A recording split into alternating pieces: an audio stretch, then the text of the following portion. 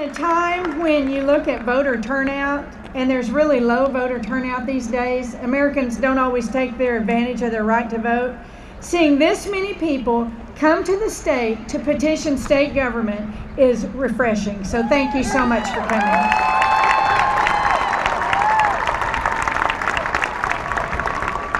I know you guys think the bills we pass in here are all our ideas, but they're certainly not. So I've got to thank COSA, OSSBA, the OEA, Oklahoma Career Tech, TPS, OKPTA, TACTA, ORS, and USSA for coming to this historic event and putting this all together. This stuff doesn't happen overnight.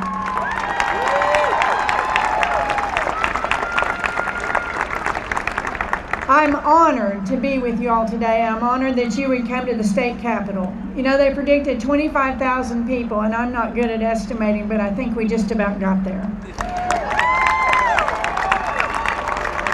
So many educators and students and parents and business leaders, community supporters, school board members.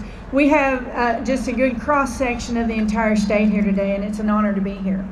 I am the principal House author of House Bill 2642. Woo!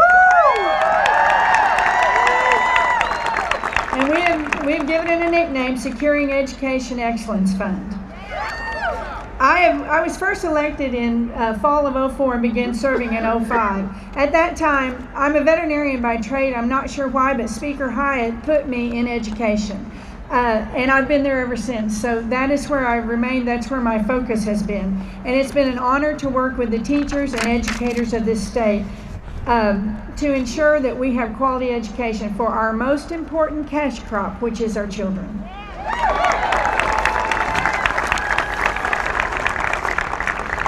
Unfortunately, in 2008, we had an economic downturn. It caused our schools and other core services of the state to endure cuts. And we've had to wrestle with the revenue shortfalls. We did try to hold education as harmless as possible, but nevertheless, you did receive cuts along the way. Oklahoma happens to be a very conservative state, and consequently, our fiscal policy in this state, whether it be Democrat or Republican, tends to always be centered to doing more with less. There comes a time, however, when policymakers realize that major investments are necessary to move our state forward. One example of this type of investment was early on in my legislative career here, when we decided to make an investment in the Department of Transportation and called it the Roads Fund. In the late 1990s and the early 2000s, we were forced to face the fact that our roads and bridges were in terrible condition. Years of minimal investment coupled with rapid deterioration made our infrastructure the worst in the nation. Rather than accept this will, when the people rejected new fuel taxes, we decided as a legislature to invest in roads and bridges, and we passed a law that funded these infrastructure projects on top of our regular appropriations. The law has been amended many times, but as a result, each year for the past 10 years, we've appropriated almost $60 million in new funds to the Department of Transportation for road and bridges. These new funds go to roads regardless of our economic health. No matter what, they got their money. Well, in House Bill 2642, we would fund our state's public schools in a manner similar to that roads project.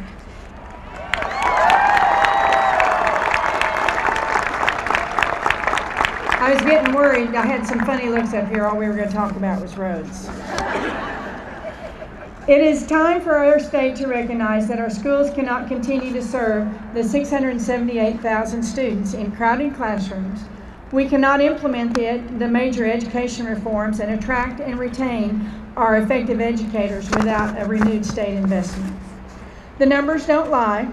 Today, we are providing a little less than $250 less per weighted student at the same time as we did in '09.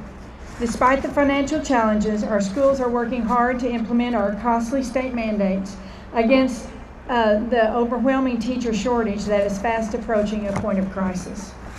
Last year alone, schools had 1,500 less teachers.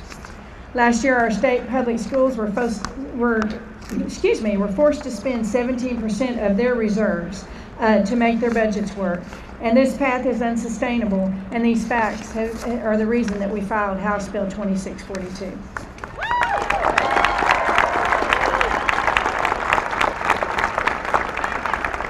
Many of my colleagues have asked why we filed this bill, and in fact, but I want you to know, since Governor Fallon has taken office, she's worked with us to provide almost $100 million to the State Board of Education for use in your schools. So we have been trying to fund education. Despite that type of allocation from our state, our schools continue to grapple with $200 million less in the funding formula, or money that goes straight to our districts. Clearly, the bulk of the new money going to the State Board of Education did not reach you all, and we realize that. As a state, we need a plan to deliver these dollars to the classroom, and secure educational funding will do just that.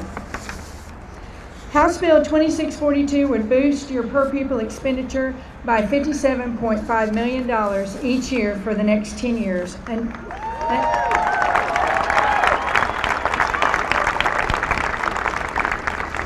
Until we reach the total goal of $575 million in funding.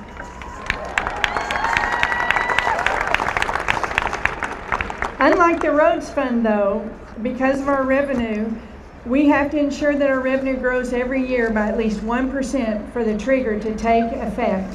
So there is a trigger on this bill. The typical growth in our economy is 3%, so I feel very confident in the 1% growth.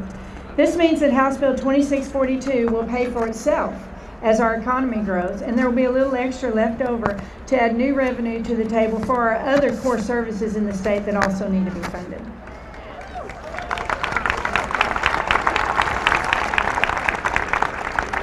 Put another way, this bill actually won't impact appropriations. It won't go into effect unless we have our growth, and it comes off the top, so it won't affect other appropriations. The good thing, and I can say this with my colleagues behind me, the House of Representatives passed this bill 94-1.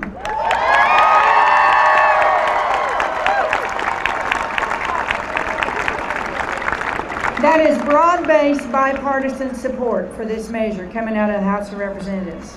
This measure is now over to the Senate, and the Senate does need to hear this week according to our schedule. If you plan to go in the Capitol today, I would ask that you meet your state senator. Try to meet your senator and request that they also get on board in hearing this in the Senate Appropriations Committee, as well as hearing it on the Senate floor and getting it to the governor.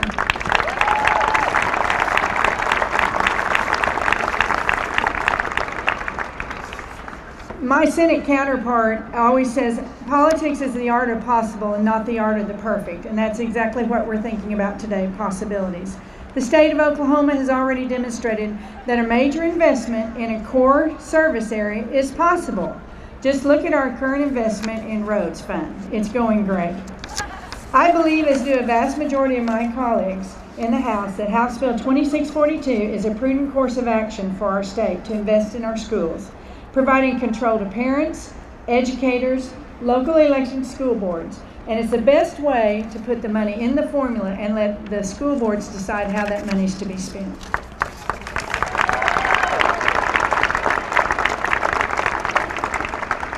It is absolutely an honor to be here today. Thank you for the opportunity to speak to, I usually speak to about 30 people, so this has been very, very daunting for me. With your help and your support and your positive outlook that we can get this done for our kids, we will ensure excellence in education funding for the future of our kids, that 679,000 that are depending on us. Thank you so much.